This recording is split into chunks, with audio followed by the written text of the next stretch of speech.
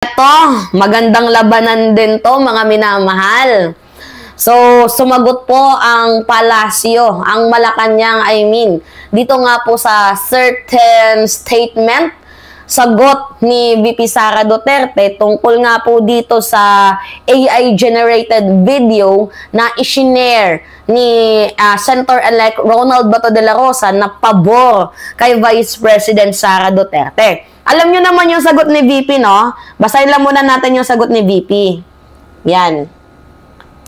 To be honest, pag pabor sa kanila, okay lang, no? Pero pag hindi sa kanila pabor, tinatawag nila, I am a victim of fake news, false information, misinformation, disinformation. Yan. Pag hindi pabor sa kanila. Ngayon, pag pabor sa kanila, pwede daw i-share. As long as hindi naman daw po ginagawang negosyo. Basahin natin. If gagawa ako ng AI-generated content to support a certain personality, walang problema doon. Kasi hindi ko naman siya ginagawang negosyo. Hindi ko naman binibenta sa mga tao. Mga minamahal, once and for all, ika-clarify ko to Okay, sabihin na lang natin na hindi binibenta ni VP Sara Duterte yung kanyang mga video. Pero, yung kanyang mga statement, it can shape a mind of the people. Pwede niyang ma-mind condition ang mga tao. Hindi mo binibenta, pero set na yan ng propaganda tools ang pag-share ng disinformation. Same sa fake news. Nagigets mo? Wala kayong ma-interview yung estudyante. Kasi, walang may gusto. Walang gustong pumanig sa inyo. Kaya gumawa na lang kayo ng peking interview. Tama ba? Tama ba? Nagtatanong lang tayo dito, mga minamahal. Wala naman natang masama, di ba? So, basically, yung tinutukoy ni Sara Duterte, okay lang na mag-share kasi hindi naman daw po ito ginagawang negosyo. Wala naman daw pong binebenta dyan, mga minamahal. Ang kaso, pag hindi pabor sa kanila, galit sila. Saan tayo lulugar nito? Pangalawa nga, kagaya nga ng sinasabi ko sa inyo, wala nang on point naman. Diba? Ano on point? Hindi. Walang point si VP Sara Duterte. Tama lang siya sa sinasabi niyang basta hindi ginagawang negosyo. Pero yung punto dito, mga minamahal, hindi mo nga ginawang negosyo, pero naka-apekto ito sa views, perception ng bawat Pilipino. Imbes na mag-sorry, imbes na ipalaganap yung katotohanan, fact check, fact first, ano yung inuna? Mas pinanindigan pa ang AI-generated video na it's very quite alarming pagdating ng panahon. Yes, the fact na ito ay generated lang, fictional, pero it can ruin the credibility of a person and also the factual scenario. Gets ninyo? O paano pag gumawa ang mga Pilipino na si VP Sara Duterte ay convicted na? Diba? Kahit hindi pa naman. Paano pag gumawa ng video na AI gamit ang pagmumukha ng, 24th Senador or 23, I think. Tapos sinabi na itong si VP Sara Duterte ay ganap ng convicted. Tapos kumalat. Gumawa ng mga disinformation against sa'yo. Siyempre, magagalit ka. Magre-reklamo ka. Libel yung katapat niyan or di kaya riding in tandem. Pag napikon ka sa nag-post. Nagigets nyo? Pag sumusuporta sa inyo, okay. Pero pag hindi, galit kayo? A simple video clips, mga minamahal, is very powerful.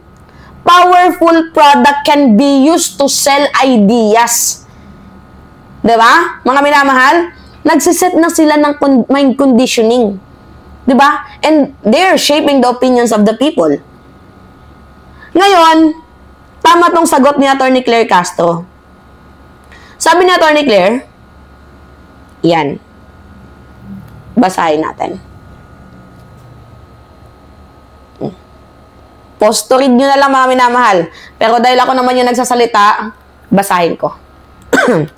Ang pag-share ng mga katulad ng ganyang disinformation, fake news, hindi po sana dapat nanggagaling sa mga opisyal ng pamahalaan. nakakaduda, mas nakakawala ng tiwala kung sa mataas na posyal nanggagaling ang disinformation at fake news. Through the fire, totoo, to be honest, mga minamahal. Ito naman kay Senator Bato de la Rosa, instead na mag-sorry na lang, pinanindigan pa. Nagigets ninyo? I am not after the messenger, I am after the message. Tang-ina mo ba to? Senador Bato? Nakaka-bullshit.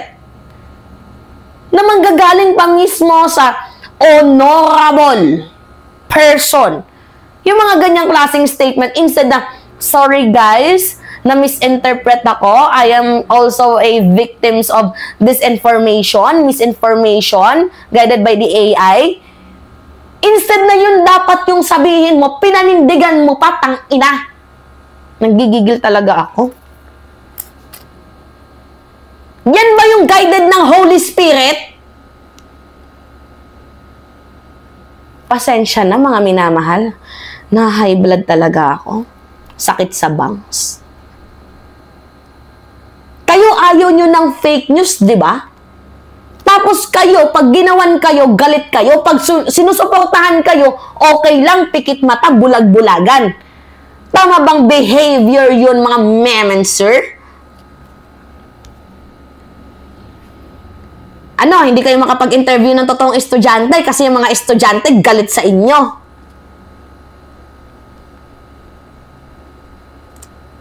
Well, I am not surprised. Gumawa na lang sila ng AI-generated video.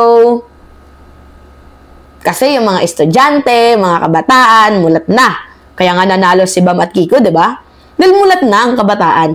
And, you know, yung mga kabataan ngayon, Gen Z and Millennial, ako mga minamahal, I belong to the Gen Z group. Kasi year 2000 ako.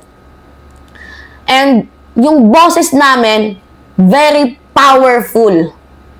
Konti na lang yung mga nandun sa dark age. Konti na lang yung mga naniniwala kila Willie Rebillame, sa mga artista, konti na lang yan sila.